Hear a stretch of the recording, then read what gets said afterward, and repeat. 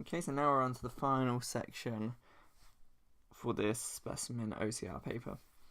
Question 11 says that the diagram below shows 3 supply curves and 3 demand curves for pound sterling. The price of sterling is quoted in US dollars. The original equilibrium is at point X. So we've got the price of sterling in dollars here, and we've got the quantity of sterling down here. We've got our demand curves, which are going down here, and we've got our supply curves, which are here. Originally in equilibrium, we've got this demand curve and this supply curve, which gives us the equilibrium at point X. There is now a recession in America. At the same time, the UK is experiencing a boom.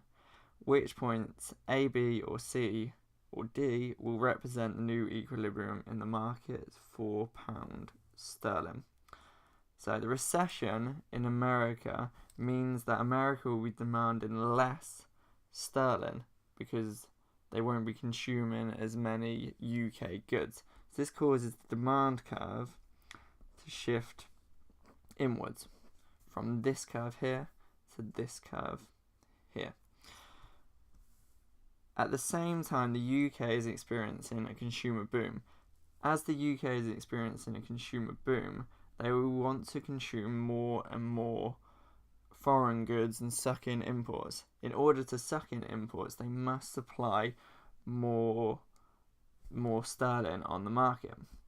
Our original supply curve was this one here. If they're increasing the supply of pound sterling, then our supply curve shifts outwards to become the new supply curve of SN. So we've got our new demand curve, which is this one here, of DT, and our new supply curve of SN, which means we have a equilibrium at point B. And point B is the answer for this question. Question 12 asks, which of the following is an example of a fiscal policy? Fiscal policies are all to do with government taxation and revenue. So we're looking for anything that the government changes taxation-wise or spending-wise. So the only answer to this one is a change in the level of government spending, which is B. A change in the exchange rate would be monetary. C, a change in the rate of interest, again monetary. And D, a change in the money supply is also monetary. So here, the only answer is B.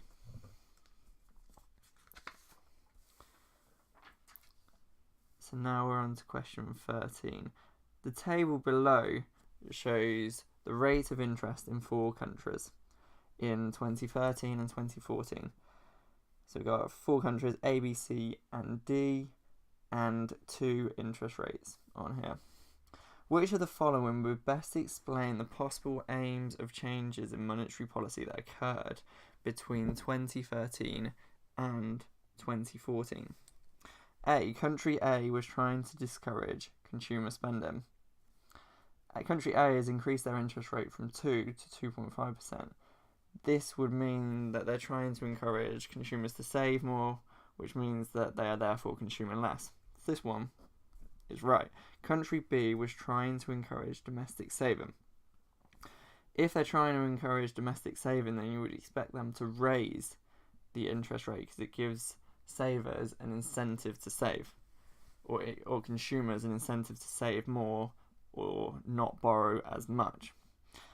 However, country B has actually decreased their interest rate, so that's wrong. So that means we can get rid of this one. B, country B was trying to encourage consumer spending. As they have decreased this, it decreases the incentives to save, which means that consumers will be encouraged to spend more, or it'll be cheaper to borrow, so they'll borrow more, there'll be lower interest repayments on mortgages and existing debt. So, yeah, that would be correct. Country C was trying to encourage investment by firms. Country C has lowered the interest rate from 2.5% to 2%. This would make it cheaper for firms to borrow money, which would therefore encourage firms to invest. So it's correct. So it looks like, so far, B is the correct answer. We'll just go through C and D just to double check that B is correct. C, country C was trying to encourage consumer spending. Yep, because they've decreased their interest rate. Country D was trying to discourage domestic saving. Country D has actually increased their interest rate, which encourages the incentive to save because you get a greater reward for putting your money in a bank account. So actually, rather than discouraging, they're encouraging. So that's wrong. D. Country C was trying to discourage short-term capital inflows. As they've decreased the interest rate, that would be correct. Country D was trying to encourage more exports.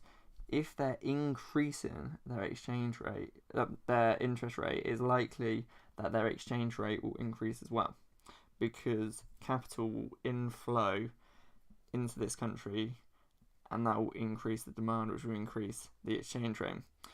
And if they're increasing their exchange rate, it means that exports are going to be relatively more expensive for foreigners, and imports are going to be relatively cheaper. Not that this mentions about imports, but exports will be more expensive. So actually it's discouraging exporting. So that's wrong. So the only answer is B. So now question 14. The table shows the amount of indirect tax paid by individuals at different levels of income in the Eurozone. So we've got the income here and the direct tax paid. Which of the following statements about a country's direct tax system is true? Before we answer this question, it'd be quite good to work out what the actual percentage is. So for an income of £10,000, they've paid £1,000. So that works out as 10%. For an income of £20,000, they've paid £2,000 tax. So that also works out as 10%. And for a direct tax paid of £4,000, that would be on an income of £30,000, which works out as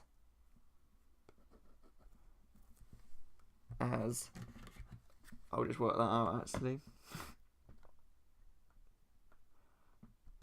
So 4,000 divided by 30,000 equals, and times that.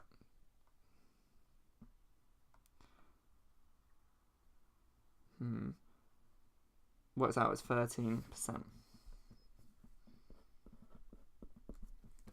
Okay, so which of the following statements about the country's direct tax system is true? The system is progressive throughout the income range.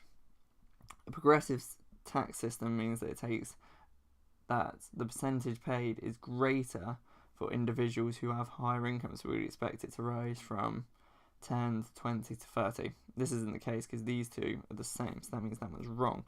The system is proportional from €10,000 to €20,000. And that's correct, because from 10,000 to 20,000 euros, you pay the same percentage, you pay the same 10% rate of tax. So that is right. The system is proportional throughout the income range. This is wrong because there's a difference between these two tax rate paid. The system is regressive between £20,000 and £30,000. A regressive tax system would mean that as income rises, you pay a lower tax rate. But as the income rises from 20 to 30, the tax rate increases from 10 to 13%. So that is wrong. So we can discount that one. So the only answer that is right is B. So now on to the final question. Question 15. The increase in online banking has led to a reduction in the demand for counter staff in high street bank branches. Which of the following types of unemployment is this most likely to have caused? So we've got cyclical, frictional, seasonal, or structural. As individuals' demands are changing, so rather than banking in store, they're now choosing to bank online, it means that this employment will be structural. It's not cyclical because the economy is not going into a downturn, or it's there's not unemployment because the economy is going into a downturn, demand is lower. It's not frictional because they're not moving between jobs. It's not seasonal because you don't just bank in the summer or the winter. So the only answer is structural, which is because the demand for this sector is decreasing and is lower. And that is the multiple choice section done.